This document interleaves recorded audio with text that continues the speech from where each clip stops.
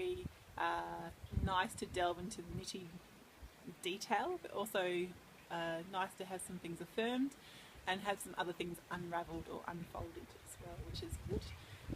I think as working in the permaculture space, it's really hard to find learning opportunities which take you beyond the commonly available educational experience. And so this is such a niche, focused opportunity, which I'm really happy to dive into. So it's appropriate for beginners, but also appropriate for people who've been working in this area for years. Yeah, that's good.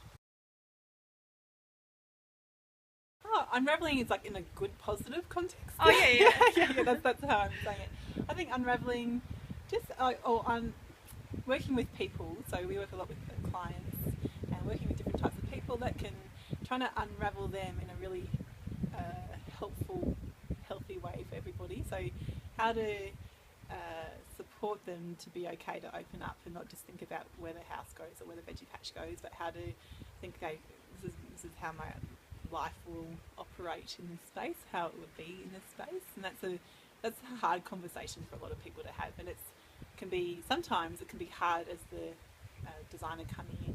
It can be hard to initiate and facilitate that conversation if people are just not interested. And so that's really an interesting thing to hear about how Dan's doing it here with 4 lovely clients. Yeah. Oh, people don't think it's relevant. That's a big one. They go, "What's that got to do with where my veggie patch goes?" That's what people say to me. I'm like, well, and we get there. Often we get there, but not as far as I'd like usually. It's also a hard process. People aren't used to thinking about long-term visions. Like they're used to thinking about maybe 1 to 2, 3 years. But let's think about 30 years time. Okay, let's think about your kids' time. Like that's what people don't really think. They go, oh, I don't want to over-capitalise on tree crops or whatever that might be because I won't be here to harvest. I'm like, oh, but your kids might be, or that your grandkids might be. And that's another conversation that they just don't see the relevance in. And then there's always the fear of opening up and being emotional. That's a big one as well. Yeah. Sure, I'm hoping to be able to integrate it into my existing work with clients, specifically designing properties, and trying to find ways that it can be really effective but still really quite efficient within operating a small business.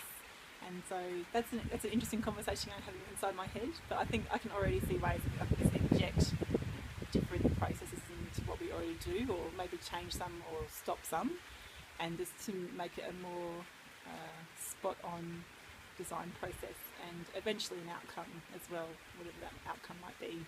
Yeah. Great food. I find Dan, he's like what do you call them? You know how you buy, well, I haven't ever bought one, but you can buy self-help books. It's like a slash between a self-help motivational speaker slash crazy philosopher guy and slash really lovely, soft, gentle human being. It's a good mix. Yeah.